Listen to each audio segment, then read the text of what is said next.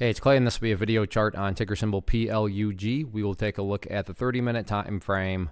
Real quick, what do I mean by 30-minute in case maybe you're new to charts? Instead of each one of these candlesticks here representing 1 day's worth of price action, which is what you would normally see, each one represents 30 minutes. So all this here may look like several days worth of time. It's actually today's price action broken down into 30-minute time slices.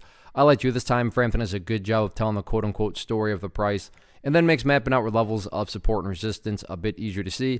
Did this analysis a couple times last week, so that is where the green and red line annotations are coming from. But after today's price movement, I'm going to just go ahead and do some house cleaning, get rid of those. Sure, those levels pertain, they're just not relevant right now. And from a presentation standpoint, I don't want to risk causing confusion because there's lines and clutter all over the place. So let's try to keep this as clean as possible. Another nice movement today, and as long as the price keeps on chugging away with these higher bases, that's what you want to see. But as far as going forward is concerned, the newest level of support, what I would call the ideal level, is right there at $2.15. I mean, hey, Clay, what would make this chart look the absolute best going forward? Definitely if the price can stay above $2.15. With that being said, though, if the price falls below there, that doesn't imply the entire chart's destroyed or ruined or anything like that. But yeah, if the price could manage to stay up above that mark, that would definitely be a huge sign of power going forward.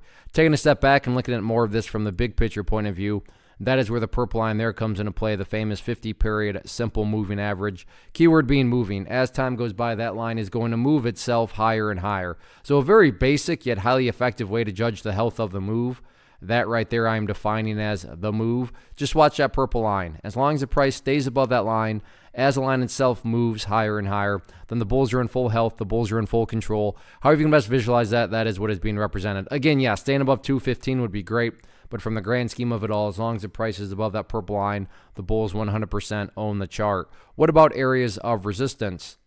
As far as where the sellers are at, pretty straightforward. After today's price movement, the party finally stopped right up there at $2.30. So 230 will be public enemy number one going into Wednesday. All in all, though, anyway, look at it. Great movement. And like I said at the beginning of the video, and I'm going to end the video on, as long as the price keeps on chipping away and building these higher bases, if you want to picture those as stair steps, then that's the name of the game.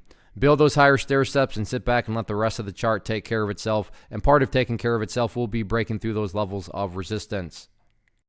One of the biggest questions that I get is, hey Clay, how do you find the stocks that you trade? So what I've done is put together a free resource guide where I talk about the tools that I use to locate stocks that I find interesting and think may have potential. So if that sounds like something that could add value to you as a trader, then click on the image that is up on the screen right now and I will email you the guide. The guide itself is very short and to the point, and best part, it's completely free.